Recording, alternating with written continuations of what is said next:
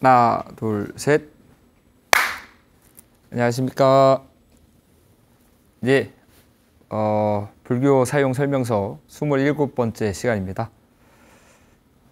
버티다 보니까 바람이 시원해졌습니다. 그러니까요.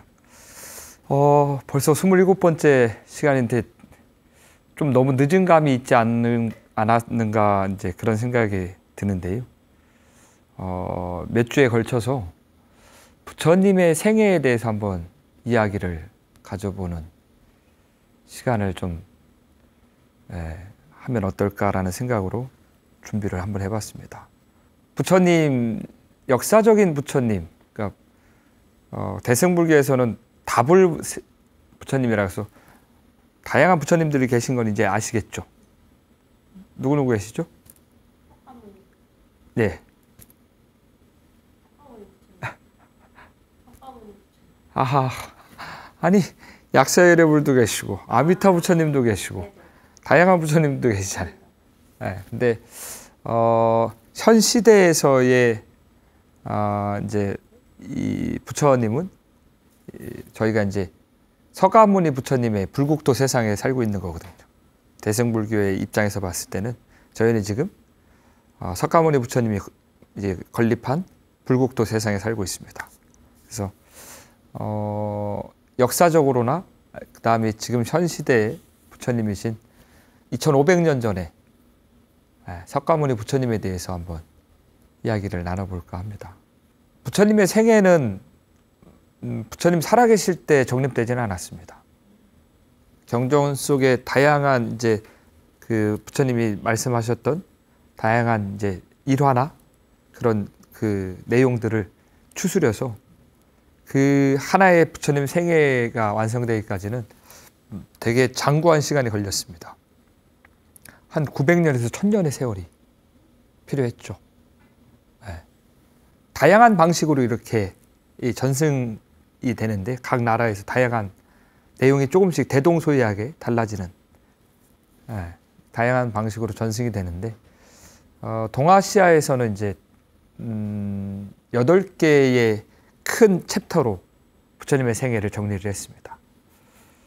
경장이나 율장에서는 부처님의 생애에서 가장 중요한 포인트를 피디님 뭐라고 생각하십니까? 부처님의 석가모니 부처님이라고 하는 한 그 생애에서 가장 중요한 포인트를 꼽자면 깨달음? 오, 이제 조금 뭔가 이렇게 느낌이 오시는군요. 대답이었나요? 괜찮은지. 예, 그래서 이 경장이나 율장에서는 그 부처님의 생애의 시작점을 부처님의 탄생이 아니라 부처님의 정각을 성취하는 정각 체험부터 기술을 합니다. 근데 이제 포교의 일환이기도 하고, 그다음에 이제 좀 더 많은 사람들한테 접근을 할 수 있는 하나의 요소로서 이제 부처님의 탄생 배경부터 이제 기술을 하게 되죠. 근데 그 후대에 이제 또 대승불교권에서는 부처님의 과거 전생까지 또 이제 포함을 시키게 되죠. 그래서 동아시아에 이제 정립된 부처님의 생애 분류 방식은 첫 번째가 이제 도솔레이상, 도솔천에서 부처님이 이제 오셨다. 그다음 비람강생상, 이제 도솔천에 계시던 부처님이 이제 하강하셔서 인도에 태어나셨다. 사문유관상, 부처님이 4곳의 성문을 살펴서 출가를 하게 될 뜻을 세우다. 그다음에 이제 유성출가상, 성을 이제 넘어서 출가를 이제 하게 됐다.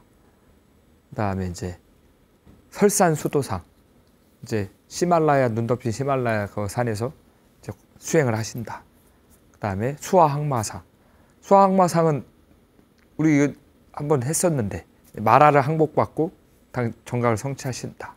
그다음에 이제 녹원전법상, 녹야원에서 부처님이 이제 첫 설법을 하신다. 그다음에 쌍림열반상, 그렇게 전법 활동을 마치시고 부처님이 이제 무여열반이라고 하는 그 인멸에 들어가시게 되는, 그래서 요 8장면을 이렇게 크게 분류를 하게 되죠.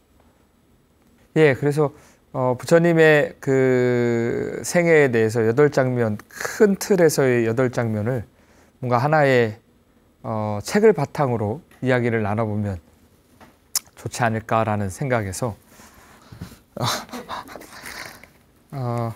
예, 대한불교 조계종에서 이제 많은 연구진을 통해서 출간을 하게 된 이제 부처님의 생애라고 하는 이 책을 바탕으로 부처님의 생애를 한번 이야기를 나눠보도록 하겠습니다. 팔상성도에서 첫 번째가 뭐라 그랬죠? 도솔레이사. 네, 도솔레이사. 이거는 부처님의 과거 전생의 이야기입니다. 부처님의 과거 전생에 이 수메다라고 하는 한 청년으로 태어났답니다. 근데 용모도 너무 반듯하고 학식도 뛰어나고 그다음에 마음 씀씀이나 그런 덕도 이렇게 있고, 근데 많은 사람들한테 이제 칭송을 받고 훌륭한 사람이 될 거라고 찬탄도 받고 그랬던 한 청년이었죠. 근데 그 청년이 이제 어느 한 마을로 이제 들어갔는데 그 사람들이 이제 너무 분주하게 움직이는 거예요. 너무 분주하게 움직이길래 한 사람을 붙잡고 이제 그 수메다가 이제 물어보죠. 아니, 왜 이렇게 마을 전체가 다 분주합니까? 그러자 그 사람이 얘기를 하기를, 우리 마을에, 우리 성에 부처님이 이제 오신다고 합니다. 인도 문화에서 이 깨달은 사람의 존재는 매우 특별한 존재입니다. 그래서 그런 해탈한 사람, 깨달은 사람을 위해서는 뭔가 사람들이 공양을 올리고 싶어하는 마음이 이렇게 막 저절로 드는 거죠. 그래서 수메다라고 하는 그 청년도 깨달은 사람이 부처가 온다라는 얘기를 듣고 자신도 이제 그 부처님께 공양을 올리고 싶다라고 하는 마음이 딱 일어났죠. 근데 마을 전체가 다 부처님께 공양을 올린다고 하니까 남아있는 게 아무것도 없는 거예요.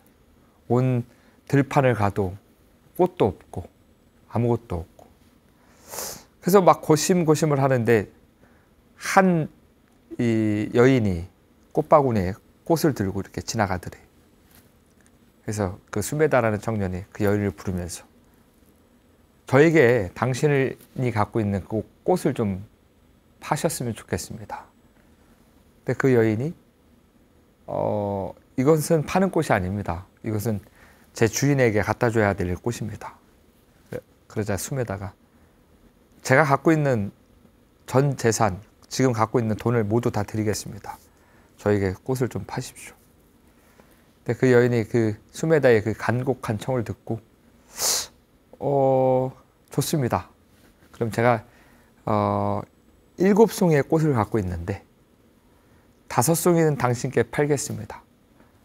2송이는 저를 위해서 부처님께 공양을 올려주십시오.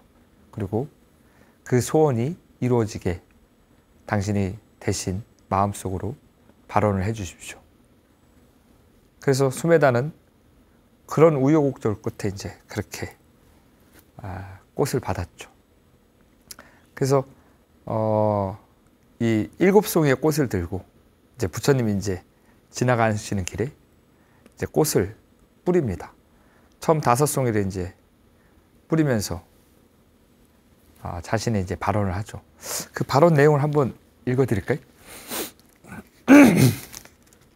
수메다가 5송이의 꽃을 던지면서 이렇게 마음속으로 생각을 했습니다. 저도 당신처럼 부처님이 되게 하소서. 혼자만의 평안은 바라지 않습니다. 눈길과 발길이 닿는 곳마다 고통과 공포가 사라져 모든 이들이 행복을 누리게 하소서. 하늘 위, 하늘 아래 모든 세계에서 중생을 건질 수 있는 지혜와 공덕을 갖추게 하소서.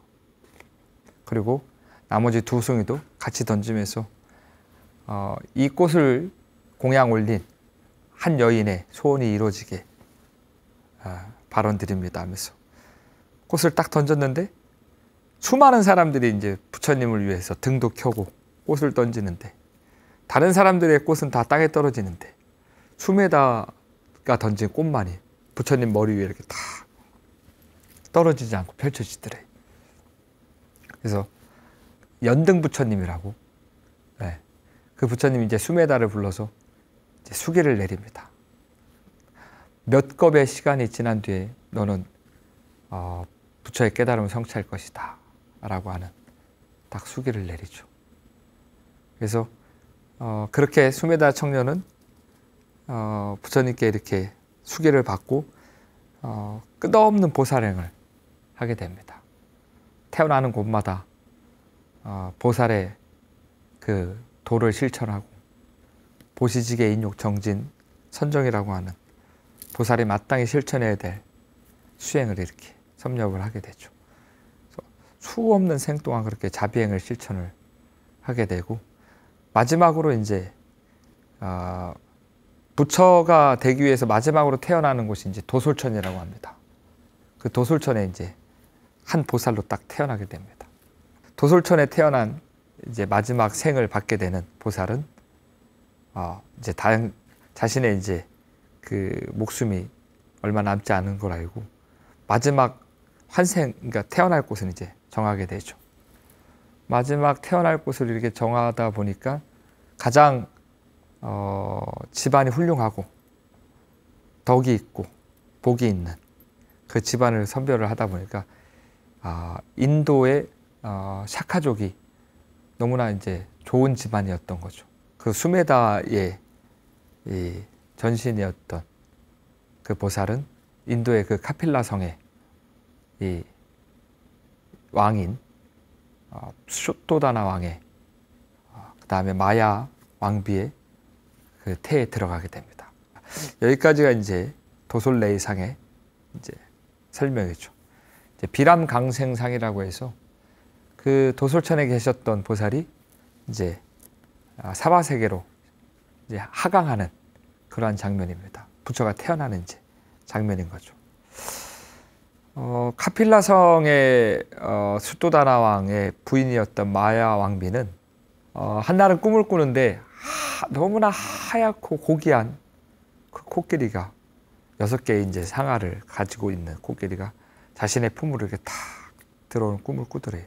그래서 이게 보통 꿈은 아니겠구나. 길몽이구나. 이제 딱 그 꿈을 꾸고 나서 이제 태기가 시작된 거죠. 그래서 마야 왕비는 정말로 지극하게 10달 동안 그 아이를 이렇게 품었다고 합니다. 근데 이상할지만큼 그때부터 이 카필라성은 일체 전쟁도 일어나지 않고, 이 성에는 그 어떤 소란도 생기지 않고 바람도 고요해지고,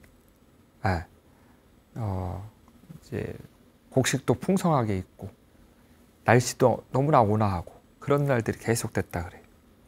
이제 10달이 딱 돼서 이제 출산일이 다가와서 마야 왕비는 이제 이 자신의 고향인 이 고향으로 가서 이제 출산을 하고자 길을 나서게 되죠. 이제 동산을 지나가는데 거기서 이제 이 출산 고통이 이제 시작되는 거죠. 그래서 집에 도착하지도 못하고 그 동산에서 아이를 출산하게 됩니다. 나무를 부여잡고.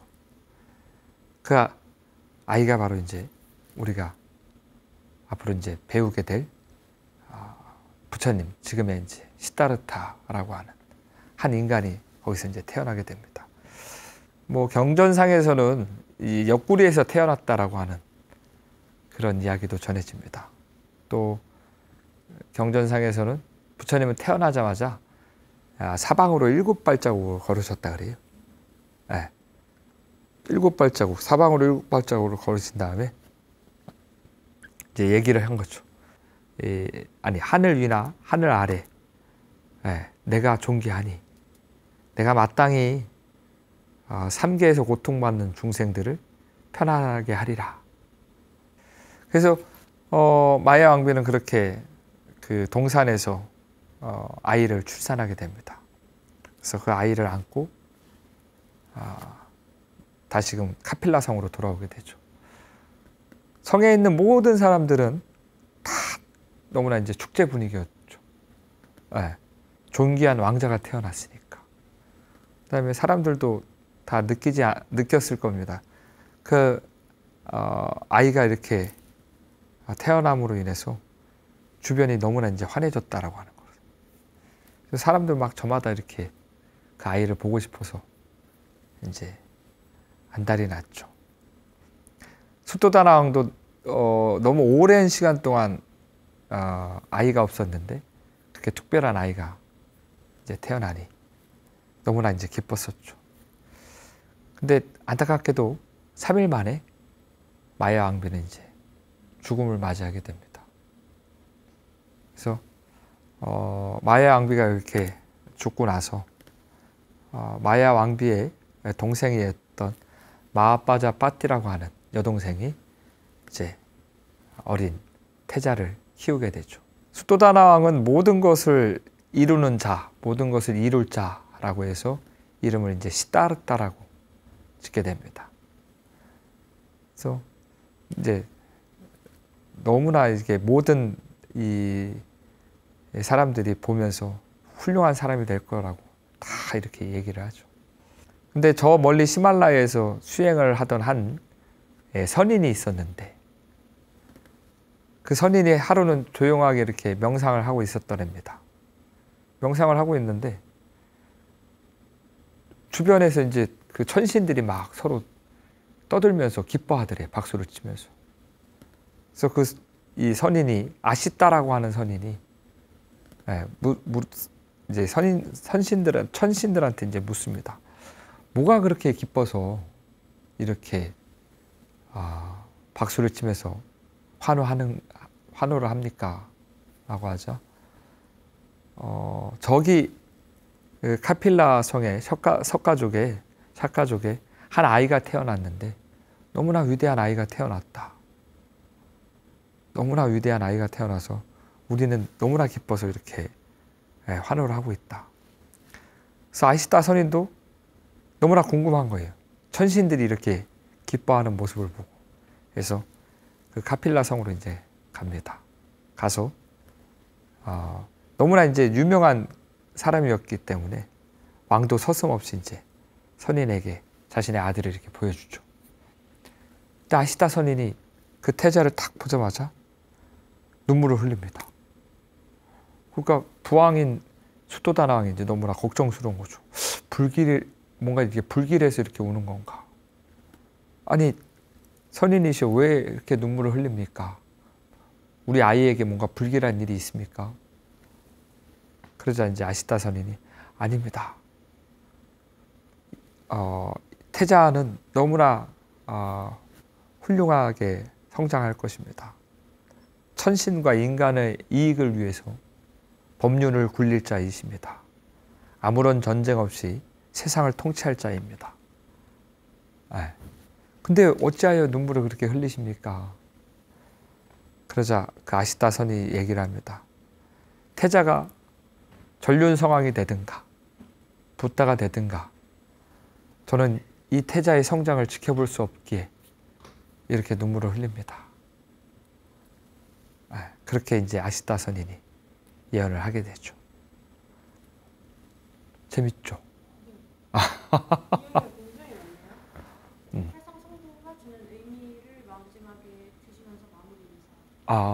알겠습니다. 예, 롤 모델이라고 하죠. 좋아하는 사람은 닮고 싶어지고. 그래서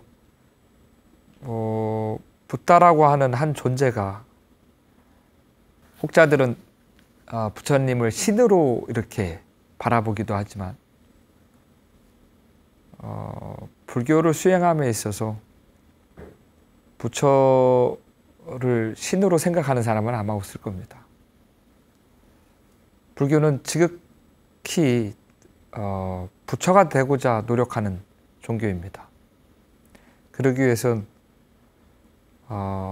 부처가 걸어가신 길이 어떤 길인지를 이렇게 한번 살펴보는 것도 큰 의미가 되지 않을까 그런 생각을 합니다.